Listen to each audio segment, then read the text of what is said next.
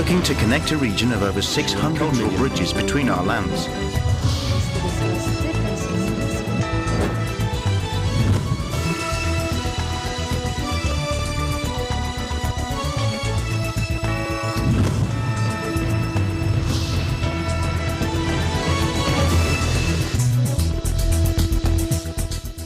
Hello and welcome to ASEAN in Focus. I'm Maricar Velasco delivering to you the latest news in and around the ASEAN region. On today's headlines, the number of people injured by the effects of Typhoon Ursula last week has climbed to 362. Malacanang dismissed as misplaced the remark made by U.S. Senator Richard Durbin urging the Duterte government to stop threatening the travel of Filipino Americans from the U.S. to Philippine territory. New Year's Eve 2020 fireworks from around the ASEAN region.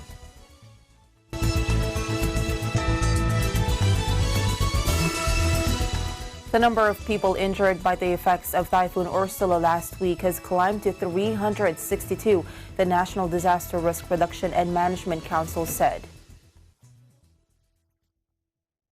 In its update released 6 a.m. on New Year's Day, the agency said this is considerably higher than the 143 reported injured as of December 31, 2019. The update, signed and released by NDRRMZ Executive Director Ricardo Halad, said the number of dead remained at 50 and missing at 5.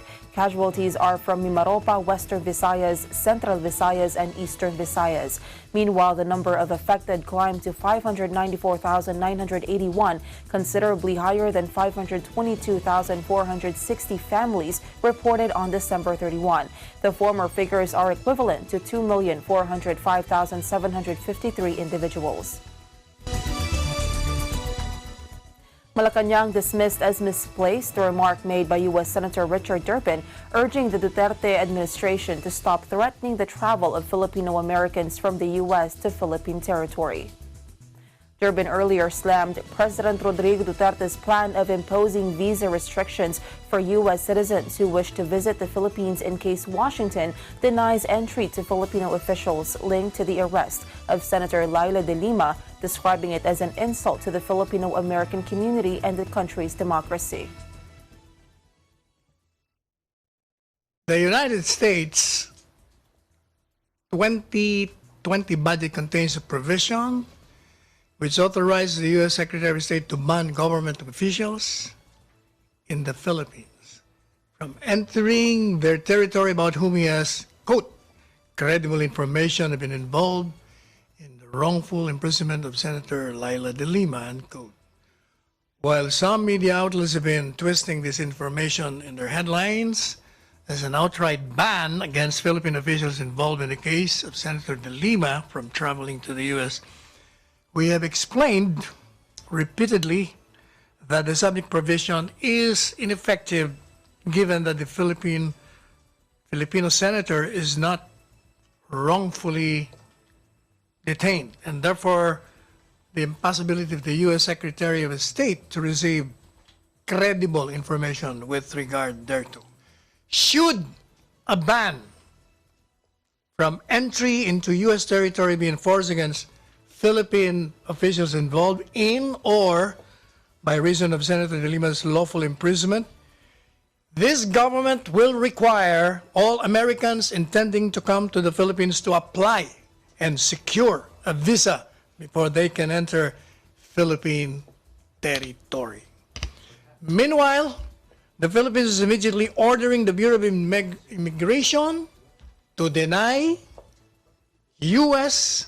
Senators Dick Durbin and Patrick Liachi, the imperious, uninformed, and gullible American legislators who introduced the subject provision in the 2020 budget entry to the Philippines. The case of Senator de Lima is not one of persecution, as we repeatedly said. It's one of prosecution. In fact, it is already being tried by our courts. And no less than the highest court of the land, the Supreme Court, has ruled on the validity of her detention. as being lawful and valid. No other state can dictate upon our officials, judges, and justices the method upon which we enforce and interpret our own laws vis-a-vis those who are believed to have committed a violation against our laws as a sovereign state. Panelo insisted that the call of the two U.S. senators for the government to release De Lima was a brazen interference into the sovereignty. He reiterated that De Lima was indeed given a fair, speedy, and credible trial as required by the Constitution. The Philippine court ruled to arrest De Lima based on sufficient evidence that proves her links to illegal drugs. De Lima has been detained at the Philippine National Police Custodial Center in Camp Crame in Quezon City since February 2017. Following her supposed involvement in the rampant narcotics trade inside the National Penitentiary when she was still Justice Secretary.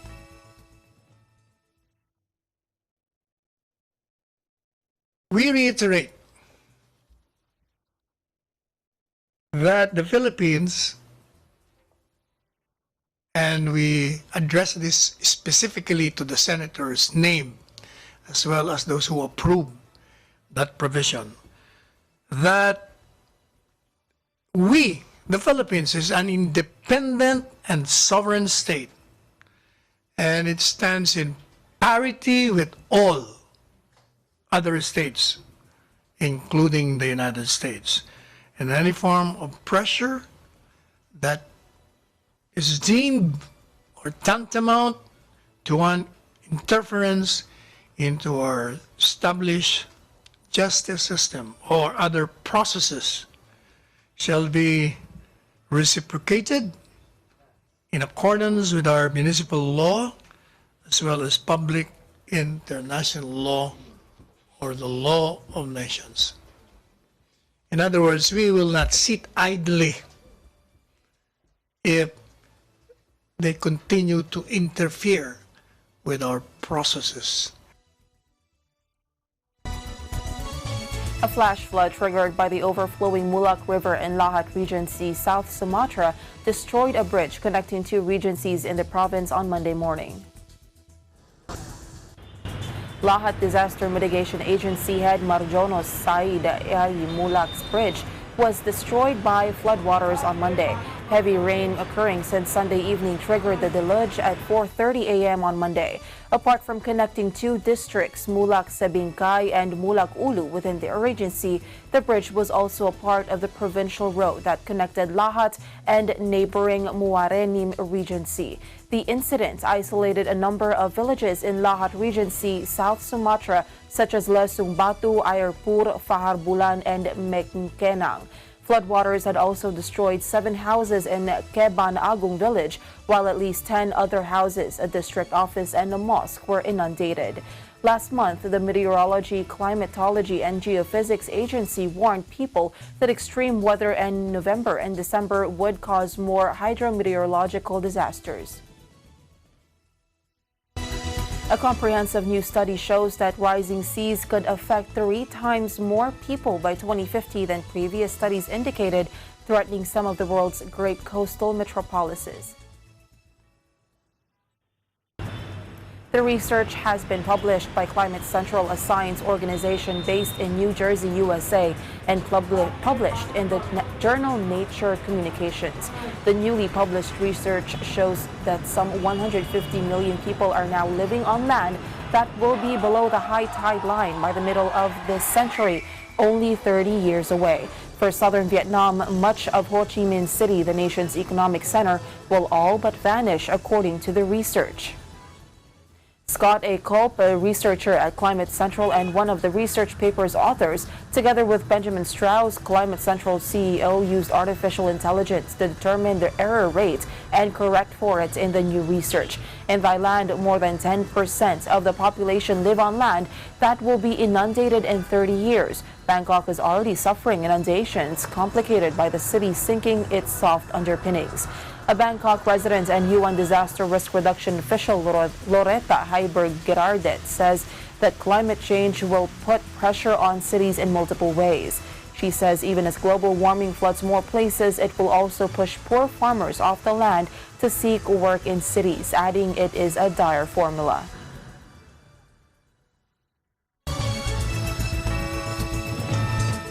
More news when ASEAN in Focus returns.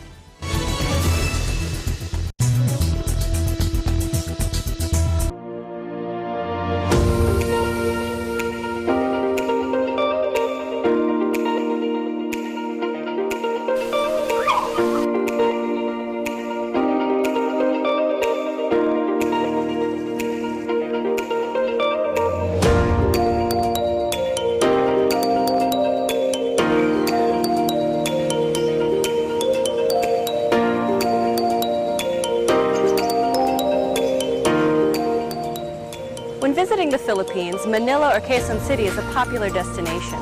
But oftentimes the hustle and bustle of the city can be more stressful on your vacation. So when you feel the need to reconnect to nature or relax again, there's a beautiful oasis just outside of the city called the Garden at Ciudad de Victoria.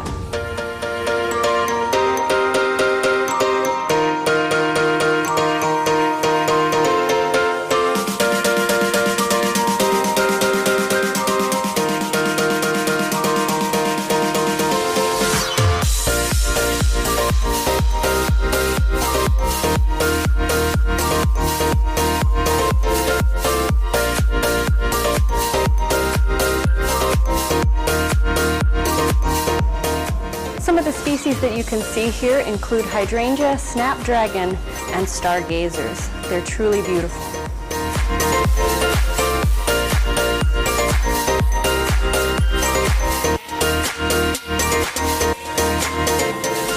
The gardens at Ciudad de Victoria are so peaceful, tranquil, and beautiful that it's become a haven for young couples and a very popular venue for engagement photos.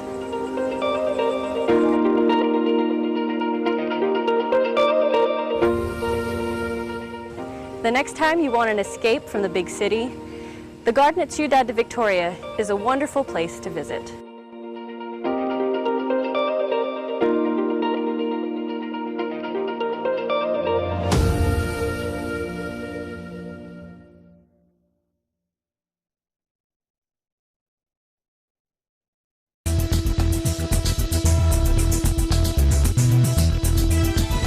Welcome back. The Department of Trade and Industry Secretary Ramon Lopez has written its Thai counterpart to press for compliance to a ruling issued by the World Trade Organization on a cigarette tax case the Philippines won, warning of possible consequences of non-compliance. He said he also invited his counterpart to hold a dialogue sometime in January. The head of the Ministry of Commerce has likewise been informed of the action the Philippines is mulling in case Thailand still does not follow the WTO order. To recall, the Philippine government filed a case on behalf of Philip Morris Philippines in 2008 against Thailand for imposition of higher duties on cigarettes from the Philippines. Philip Morris Philippines was exporting 30% of its output from its Batangas plant to Thailand per year, and the latter's move to discriminate cigarette exports from the Philippines was seen to favor state-owned Thai tobacco, which accounted for 80% of the Thai market at that time. To protect the Philippines' interest in the case and as a form of compensation for non-compliance to the WTO ruling, Lopez said the DTI is looking at slapping tariff on automobile imports from Thailand. Trade Undersecretary Seferino Rodolfo said the DTI has chosen to target motor vehicles in seeking compensation as such account for bulk of Thailand's exports to the Philippines. Under WTO rules, cross-sector retaliation or the imposition of sanctions in a different sector is allowed when the complainant sees it impracticable or ineffective to focus on the same sector. On other news, en.nandan.org VN reports that Vietnam is ready to take on the role as a non-permanent member of the United Nations Security Council for 2020 to 2021 from January 1, 2020. This is according to Ambassador Dang Dinh Quai, head of the Vietnamese permanent mission to the UN. In a recent interview granted to the Vietnam news agency, the ambassador said after Vietnam's election to the council, preparations started immediately and personnel assigned for the role are now ready and waiting. He said the Vietnamese permanent mission to the UN has also been running on trial the coordination mechanism between the mission in New York and in the interdisciplinary mechanism in Hanoi for a month. The ambassador also pointed out the challenges facing Vietnam, including unpredictable emerging issues and possible disagreement between permanent members. He said Vietnam must deal with how to protect world peace and security as well as its own interests, and at the same time maintain good relations with all parties. They are the biggest challenges. The diplomat added that Vietnam has experience and the support of the 15 member countries of the UN Security Council. Despite differences of interest, the problem lies in how to address the issue, he said, adding that Vietnam has experience in this field as a non-permanent member of the Council for 2008 and 2009. A Nepalese worker was killed Monday after he fell into a meat mincing machine in Malaysia's Malacca state, an official confirmed. The Malacca Fire Department's Zulkairani Ramli said the 47-year-old man was working at a meat processing factory near Masjid Tanah when the incident occurred. The victim was doing maintenance with 3 other workers when suddenly the machine was turned on. He said the machine caught him at his waist. Because of his injuries, he died on the spot. Zulkairani said authorities took about 30 minutes to extricate the man's body from the machine and that the officials were still investigating the matter. Malaysia's hosts nearly 2 million registered foreign workers who flock to the Southeast Asian nation in search of better work prospects and higher pay than their native countries. Beginning on the 19th of January, Vietnam Airlines will operate flights between Da Nang, Vietnam and Shanghai, China. With the addition of this new route, Vietnam Airlines will operate a total of 19 different routes between Vietnam and China. As reported by Business Traveler today, Vietnam Airlines will be launching its 19th route between Vietnam and China on the 19th of January. According to Vietnam Airlines, it already operates flights direct to a number of major Chinese cities.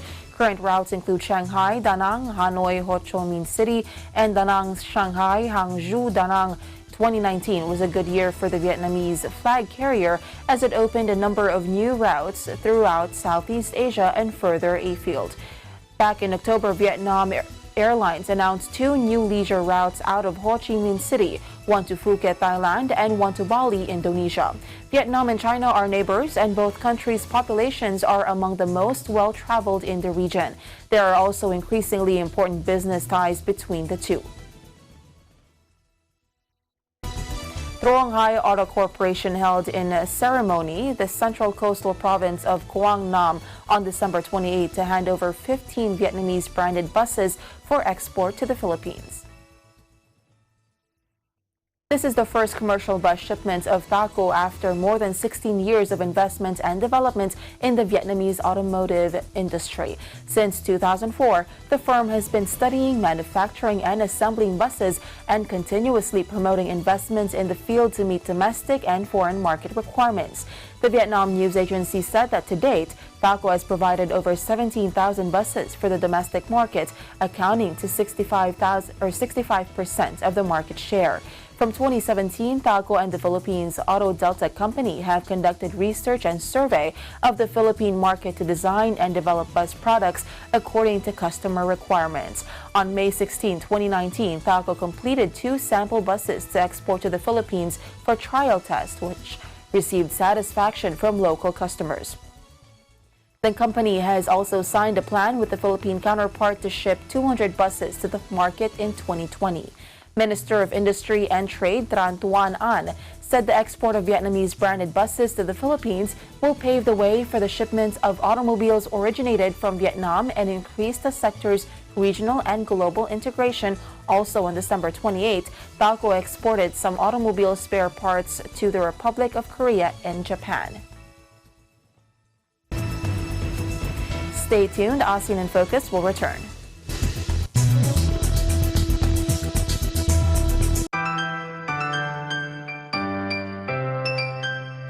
From Terlingua Texas, I would like to wish our EBC viewers all around the world a Happy New Year. I'm your Eagle News correspondent, Ria Marikia, always 1 with 25. Hello from Dallas, Texas. I would like to wish our EBC viewers around the world a Happy New Year. I'm Nanita Manawis, your Eagle News correspondent, 1 with 25. Are you ready to count down to 2020? I'm at Times Square in New York City, and behind me are the giant 7-foot-tall numbers that will light up the top of one Times Square at midnight on December 31st. From our EBC New York family to yours, Happy New Year. I am 1 with 25.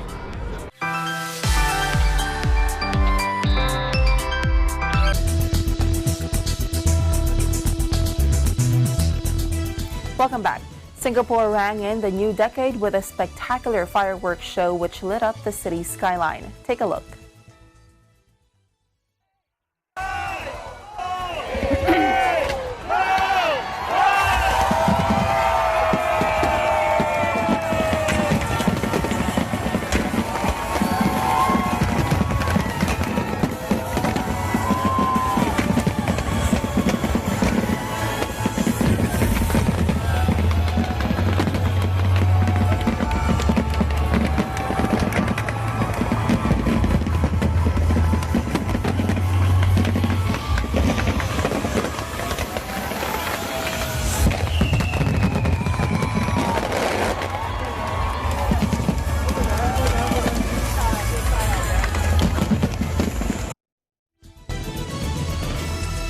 And in Kuala Lumpur, Malaysia, let's watch how they ushered in the new year.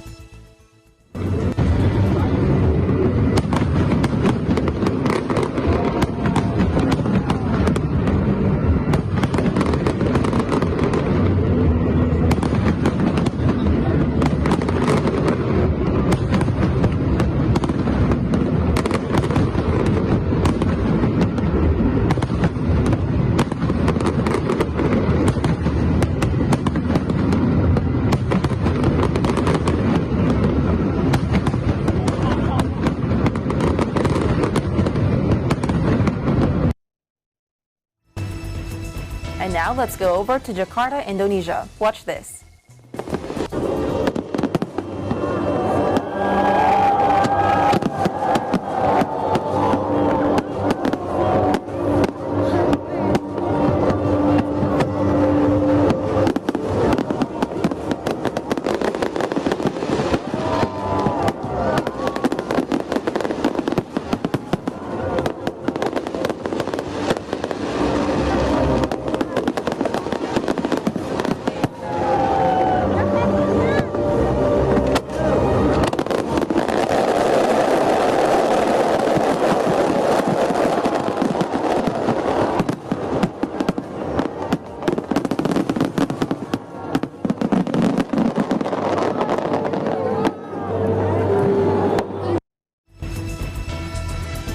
And here's the New Year celebrations at the Philippine Arena.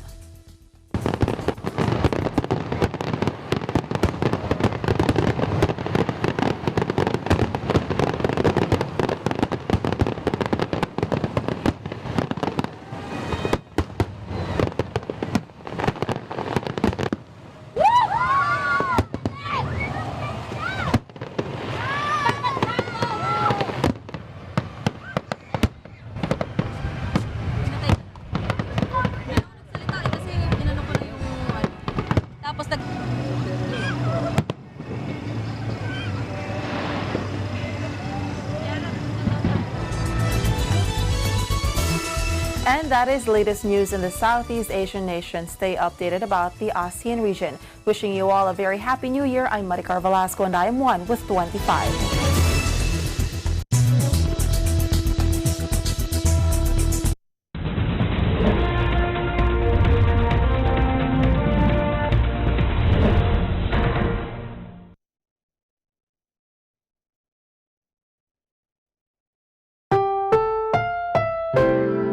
Ang susunod na programa ay rated PG. Ito ay nangangailangan ng patnubay at gabay ng magulang para sa mga batang manonood.